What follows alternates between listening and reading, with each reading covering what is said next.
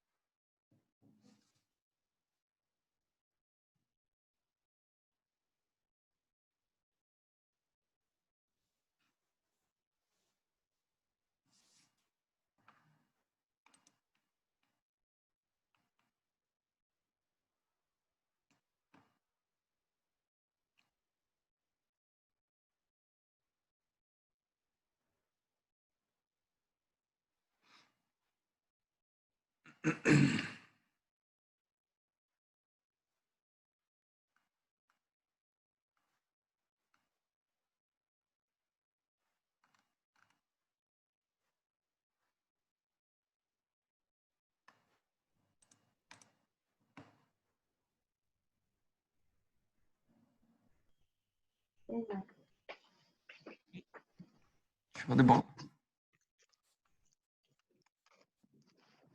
O Rafael, ué, caiu de novo? Não, foi. Eu não estava conseguindo o áudio, agora que eu consegui. Pelo notebook tu não conseguiu? Consegui pelo Note agora. É, pelo Note. Uhum.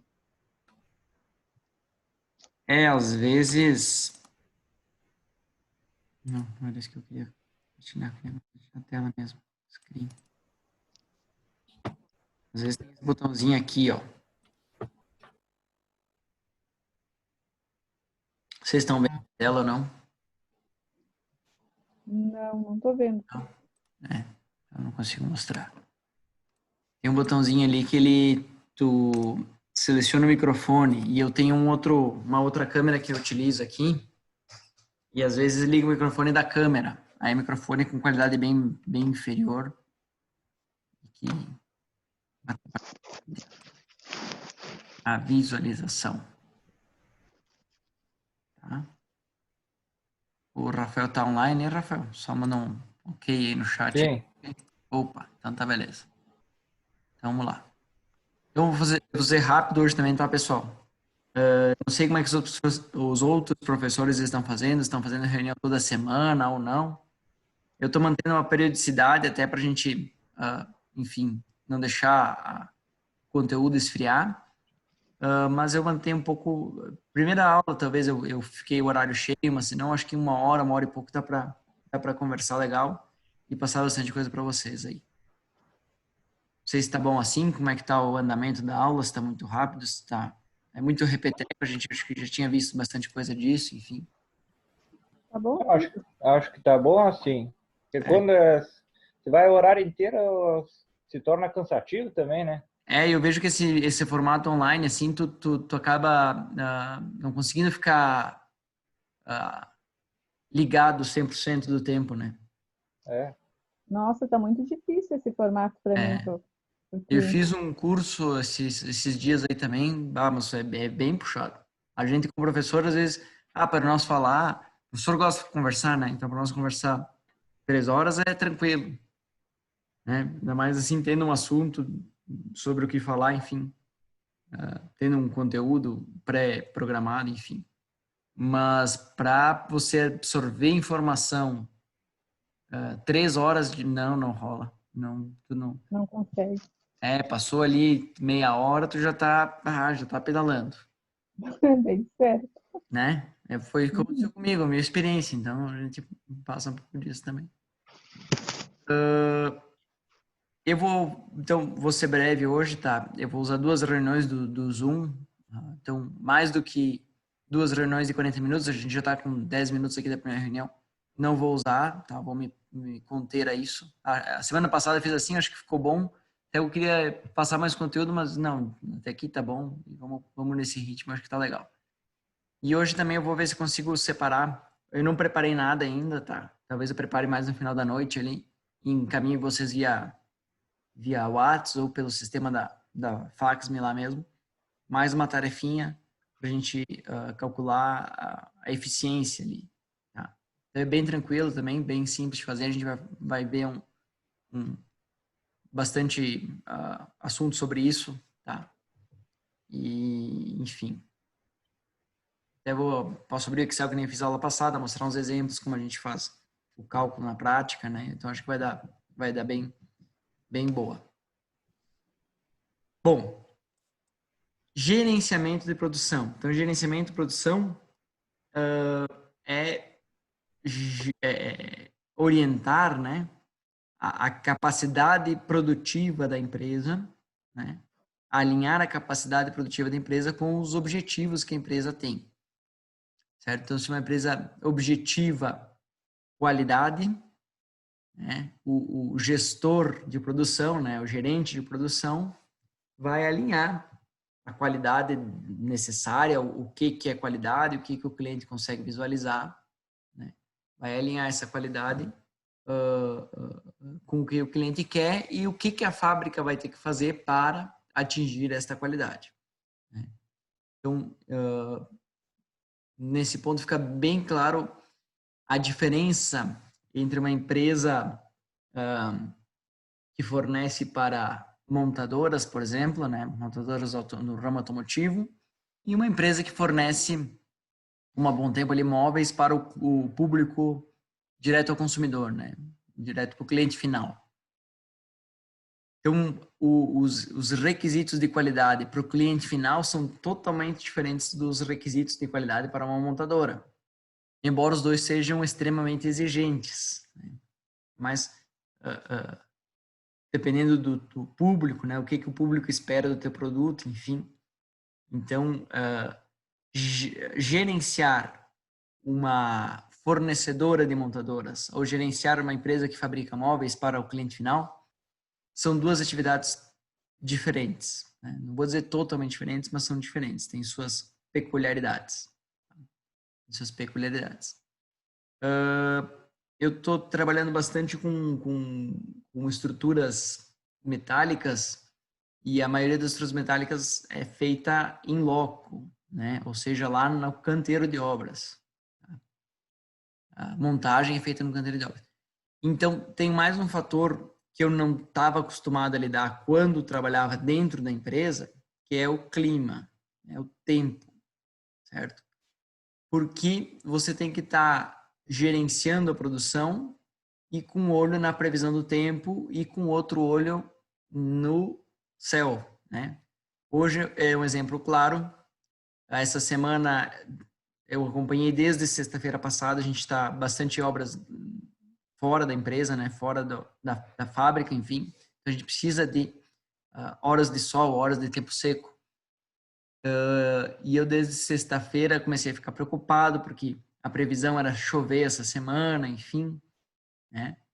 E material que não chega, então tinha várias restrições aí no gerenciamento da produção. E a previsão de hoje era chuva, né? A previsão de hoje era chuva. Então, assim, até ontem a gente ficou trabalhando, fez um monte de ações, né? Ficou até um pessoal trabalhando em hora extra, porque hoje ia dar chuva. E hoje de manhã o que eu mais escutei foi: cadê a chuva? Cadê a chuva? Bom, a previsão é uma previsão, né? Não é uma certeza. E ontem a previsão era de 90% de chuva hoje. Tá? Embora deu garoa, né? Deu água, mas não deu volume de água, né? Como se esperava na previsão. Então, esse é um exemplo de um fator externo que influencia diretamente o gerenciamento de produção. Embora você tenha feito um planejamento, né? Rodou o MRP, planejou tua semana, fez tudo conforme manda a cartilha. E aí tem um fator externo, né, que bagunça a tua programação. Mesma coisa ali com as bandeiras, né? Vermelha, bandeira laranja, bandeira amarela. Cada semana eu trocava a bandeira, mudavam as regras de funcionamento das empresas, né? Isso aí também é um fator externo que bagunça o gerenciamento da tua produção, tá? Bom, então é isso. Fábricas diferentes são formas de gerenciar diferente, né? E cada tipo de fábrica, cada tipo de produto tem esses fatores externos que influenciam, tá? Então, isso torna comum um um gerente de produção vir de dentro da empresa, né? Você não contrata um gerente de produção, você forma um gerente de produção, certo? Porque você contratar um gerente de produção, tudo bem, mas ele vai conhecer daquele ramo de produtos que ele atua. Ah, mas é do mesmo ramo de produto, tudo bem, mas os objetivos da direção são diferentes. Então, mudando os objetivos da direção, muda todo o gerenciamento, a forma de você gerenciar a produção, né? Você está interessado em custos e você contrata um gerente de produção e trabalhar numa empresa voltada à qualidade, né? Mas lá na outra empresa não se fazia assim, né? Então isso é bem normal. A gente observa isso na empresa. Isso é bem visível dentro de qualquer empresa, de qualquer organização. Tá? Então, mais ou menos isso. Né? Gerenciamento de produção, tá? Depende de fatores externos e cada ramo de atividades é um ramo de atividades. Mas, porém, né, tem coisas que são gerais, né? Tem linhas que são gerais. O que eu mais gosto de bater em cima, quando você começa a gerenciar a produção, é entender o que é capacidade produtiva. Tá? Qual é a capacidade produtiva da tua empresa? Porque essa noção, vamos dizer assim, essa noção de capacidade produtiva, ela, ao mesmo tempo que ela é lógica, ela confunde. Ela dá um nó. Ela dá um nó. E quando a gente faz a conta, a gente calcula para menos, né? E na realidade é para mais. Quando a gente faz a conta, calcula para mais e na realidade é para menos. Então, se você conhece realmente a capacidade produtiva da sua empresa, você já começou a trabalhar no gerenciamento. Né? Então, agora trabalhar como. Primeira coisa é, qual é a capacidade produtiva da tua empresa? Não sei. Bom, então vamos tentar responder essa pergunta. Quando você tentar responder essa pergunta, você já vai aprender um monte sobre gerenciamento de produção. Coisas que aumentam a capacidade produtiva, coisas que reduzem a capacidade produtiva, coisas que não interferem na capacidade produtiva. Né? Então, quando você for atrás de entender o que é capacidade produtiva, você vai começar a gerenciar melhor a sua empresa. Né? Então, a definição é o volume potencial, o volume máximo potencial de atividades de agregação de valor que pode ser atingido por uma unidade produtiva sob condições normais de operação. Tá? Não é isso aqui. Então, como é que a gente mede essa capacidade produtiva? Então, por exemplo, se você trabalha com Expresso São Marcos, né? Expresso São Marcos poderia medir a capacidade produtiva em quantos passageiros consegue transportar por dia. Não é quantos realmente transporta, é quantos consegue transportar. Né? Uma beneficiadora de aço, quantas toneladas por dia ou por mês? Uma montadora de veículos, quantos veículos por mês? Né? Uma fábrica de móveis, sei lá quantos móveis, embora talvez quantos módulos, né? Não sei se vocês trabalham mais ou menos assim, quantos ambientes, né? Por módulos, o que é laminato é módulos padrão e o que é pintura é metros quadrados. Então são essas capacidades de produção que vocês já têm elas na métrica, né? Já tem a medida de quanto vocês conseguem produzir, né? Lá com o Rafael na agricultura, bom, você sabe quanto você produz por safra, né? Quantos sacos você consegue produzir por safra. Então, claro, isso vai depender de vários fatores, assim como lá na fábrica de móveis, né? Assim como lá nas estruturas metálicas, né? A produção vai depender de N fatores, mas você sabe, em condições normais, sob condições normais, quanto você conseguiria produzir. Talvez você consiga produzir mais, né? Mas a capacidade sempre puxa para menos. Normalmente puxa para menos. Tá? Normalmente puxa para menos. Né? Por que a gente tem que conhecer a capacidade produtiva da empresa? Certo? Porque a gente fez cálculos, né, de ponto de equilíbrio. Né? Ponto de equilíbrio. Então, assim, se você tem um negócio, você calcula o ponto de equilíbrio e a tua capacidade de produção não consegue atingir no mínimo esse ponto de equilíbrio, significa que o teu negócio já está falido. Já está falido. Então, você tem que trabalhar em aumentar essa capacidade produtiva. Né? Falar é fácil, dobra a capacidade produtiva, assim, ó, pá, né? Mas na prática é difícil, não é difícil, é oneroso, né? Mexer na capacidade produtiva. Oneroso porque envolve muito dinheiro. Eu quero dobrar a capacidade produtiva da minha empresa. Bom, então você tem que, primeiro, ou ter espaço, ter área, ou alugar ou construir, né? Então, puxa dinheiro. Segundo, maquinário. Tem que dobrar a quantidade de máquinas que tem, se quer dobrar a produção, né? Ou fazer mais com as mesmas máquinas. Mesmo assim, isso envolve somas de capital, né? Alto valor investido. Invertido não, investido. Alterações da capacidade produtiva demoram, né? Então, vou dobrar, beleza. Então, amanhã, coronavírus ali, eu achei que meu negócio ia ruim, vendo máscara, vendo cama de hospital, tô explodindo. Então, vou dobrar minha capacidade produtiva. Tudo bem. Aí você vai alugar um pavilhão. Não vou nem construir, porque construir demora. Eu tenho pressa. Vou alugar. Aí, para alugar, você tem que achar um lugar. Você tem que adequar o lugar. Você tem que, sei lá, conseguir as documentações, né, para autorizar a sua produção nesse lugar, né, as autorizações ambientais, autorizações dos bombeiros e por aí vai. Não, consegui tudo. Isso aí, passou 3 meses, né? Passou 3 meses. O que eu queria para amanhã, passou 3 meses. Aí, aí tem o lugar, eu comprei uma máquina, né? Comprei uma máquina. E a máquina demora 6 meses para chegar. E aí, quando a máquina chega, como é que é? O assistente, não é o operador, o instalador da máquina, enfim, assistência da máquina, né? Demora 3 semanas para vir instalar a máquina. E quando instala a máquina, dá problema, quebra. E aí passou 2 meses e eu com a máquina eu não consegui botar. Então, alterações na capacidade produtiva demoram, tá? Demora. Por mais que você tenha dinheiro, certo? Por mais que você tenha dinheiro.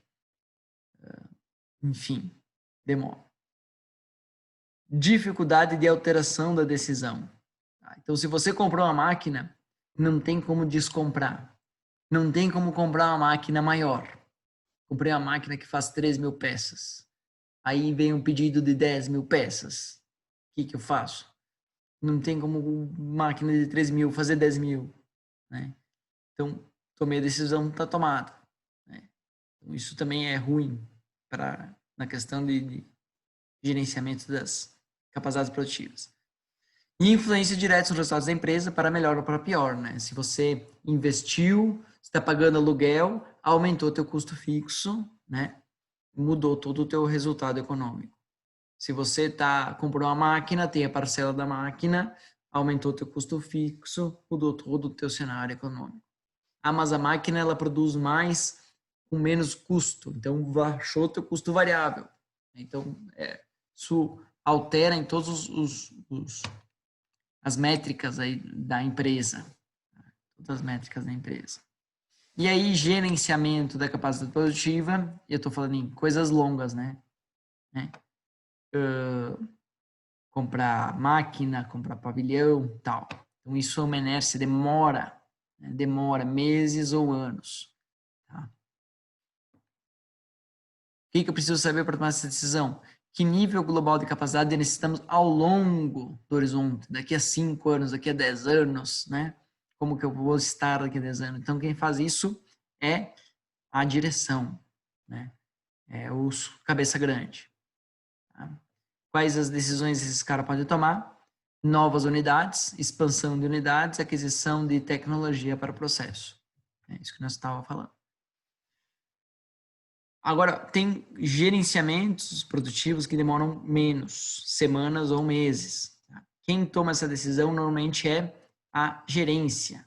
né, que estão abaixo dos diretores. Tá? Devemos utilizar a produção nivelada, acompanhar a demanda da produção, né? Contratação, terceirização, certo? Esse tipo de decisões que eles podem tomar, né? Comprar ferramentas, certo? Então, o que eles podem mudar, né? Turnos de trabalho, terceirização, que também é ruim, dimensionamento, DP, que, né? Aquisição, recursos de menor valor, né? Que o gerente pode comprar. E os supervisores ou os funcionários, né? O que eles podem alterar, certo? Os encarregados, vamos dizer assim, né? Que recurso alocar para qual tarefa? Então, tira o João que está lá soldando peça, vou botar ele pintando. Tira o Zé que está lá trabalhando na marcenaria da empresa, né? Vou botar ele pintar, que a pintura está atrasada, certo? Então, isso você consegue decidir, né? Em curtíssimo prazo, horas ou dias ou semanas. Tá? Alocação de pessoal, hora extra e por aí vai. Certo? Aqui já falei.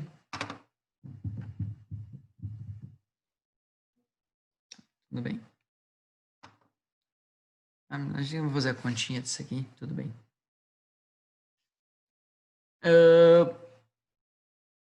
É que eu queria... Bom, vamos tocar por aqui. Variações são normais. Para dimensionar as variações, utilizamos os conceitos de utilização e eficiência. Tá? Utilização e eficiência. Por exemplo, uma empresa trabalha 8 horas diárias. Hoje houve um treinamento pessoal em determinada hora e o setor somente trabalhou por 6 horas, produzindo 21 peças.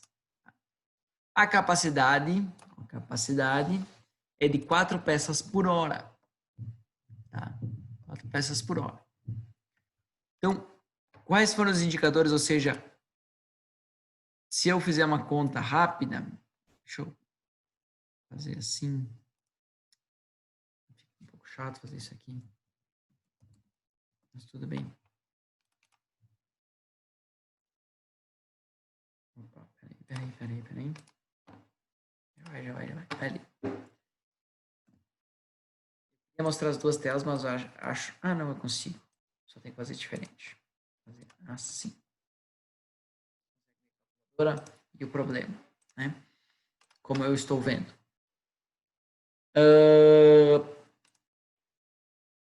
Ora, a capacidade é de 4 peças por hora. Então, por dia, eu faria 4 peças por hora, vezes 8 horas eu tenho no dia. Eu faria 32 peças. E eu só fiz 21. Então, se você é o dono da empresa e você olhar isso aqui, tá? 21 dividido por 32, a fórmula está aqui embaixo, tá, pessoal? Cadê a fórmula? Tem algum lugar por aqui. Não? Ih, perdi. Eita.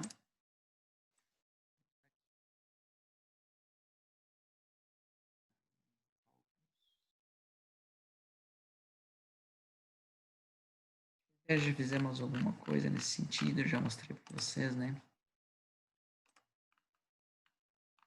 Não, mas não era esse aí que eu queria puxar.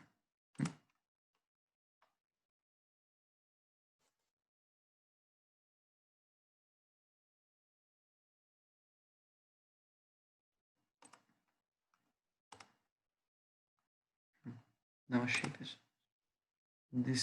Não, mas tá aqui. Tá? Então, eficiência, utilização e eficácia é o valor atual dividido pelo fator ideal. Tá? Utilização, valor atual dividido pelo valor máximo.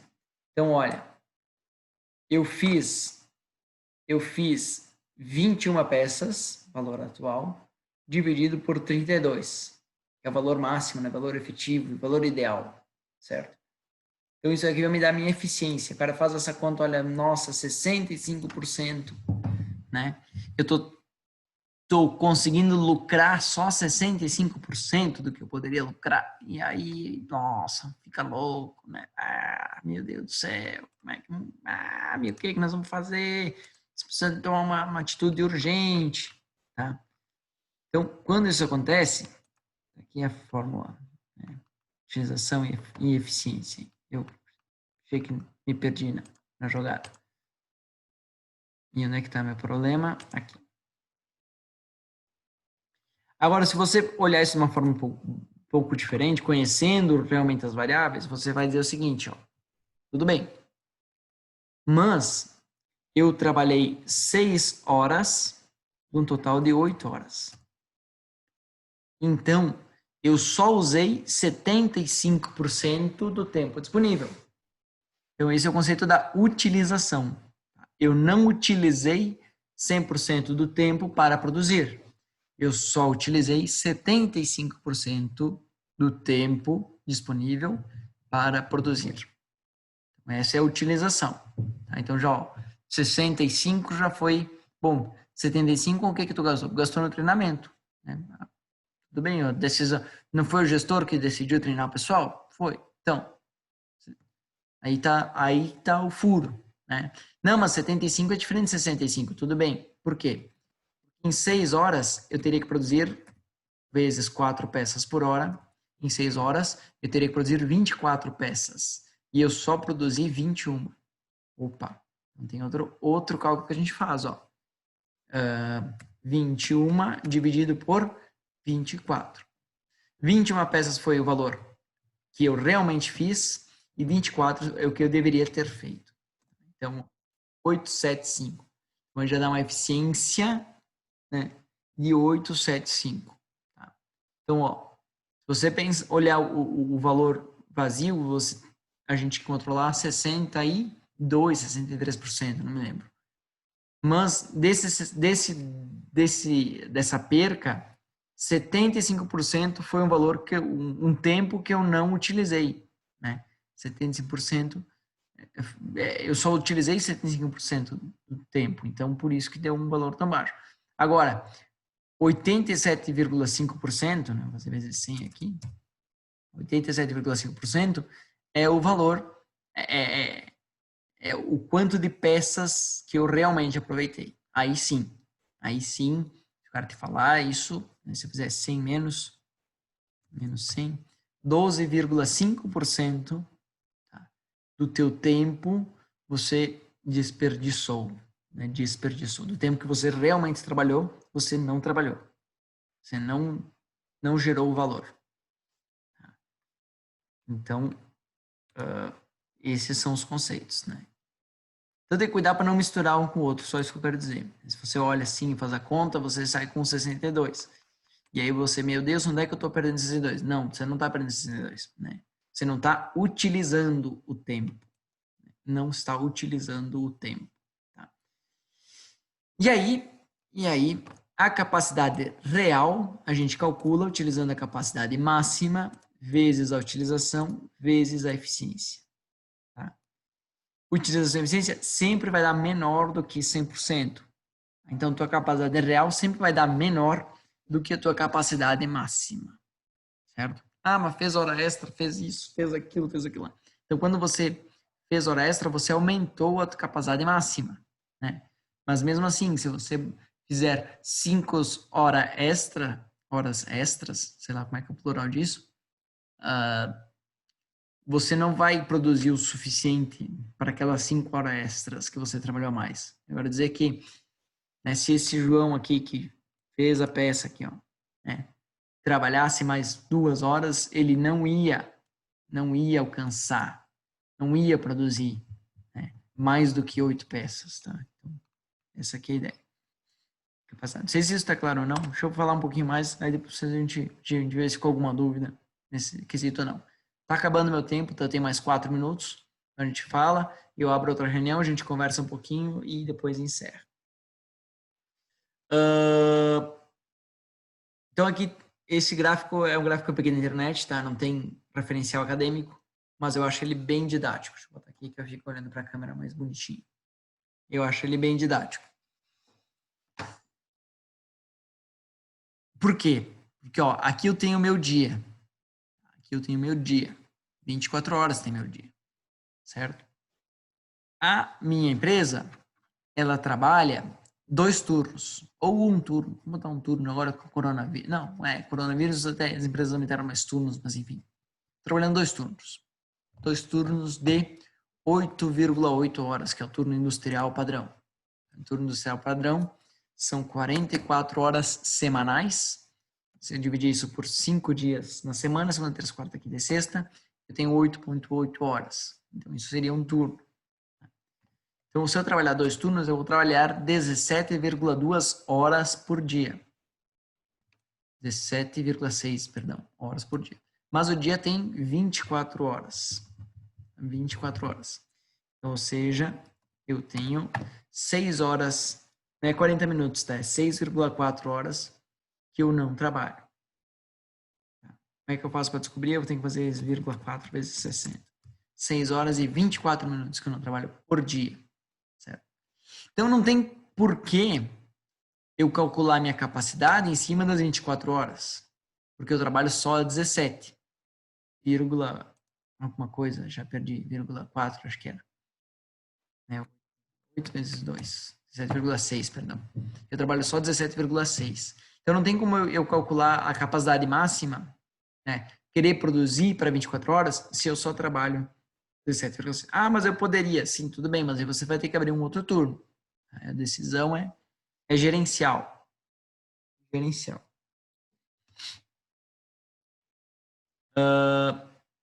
Bom, das horas que eu trabalho, são comuns paradas de produção. Por que faz uma parada de produção? Ora, primeiro, tem o lanche dos funcionários, é uma parada. Tem uma reunião que acontece para alinhamento da produção, é outra parada.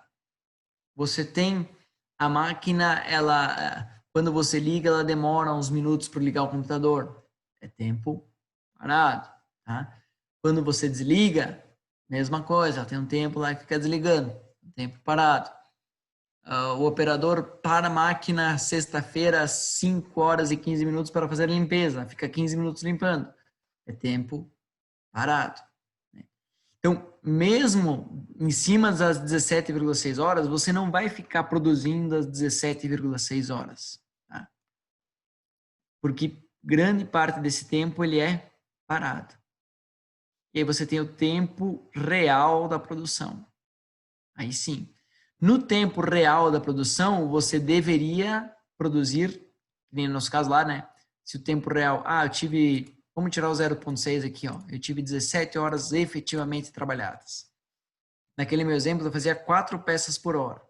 Então, ó, eu faria 68 peças. Tá? Num dia de produção com 2 turnos. Então, essa é a minha produção teórica. Essa é a minha produção teórica. Que eu deveria de produzir. Tá? E aí, dentro da produção teórica, acontece uma perda de ritmo, a máquina tranca, sei lá, né? Tanta coisa que pode acontecer na produção, o computador deu pau, desligou, ligou, o operador não estava lá na hora para trocar a peça, né? Eu estava fazendo outra coisa, sei lá, ele perde o ritmo, isso também é normal. Então, você não vai conseguir produzir 68 peças, tá? Você perdeu, sei lá, 3 peças, 65 peças, você realmente produziu. Dessas 65 peças, 2 estavam com defeito. Você produziu 65, mais 2 com defeito, menos 2, 63 peças. Então, você tem 63 peças de produtos bons. Né? Lembrando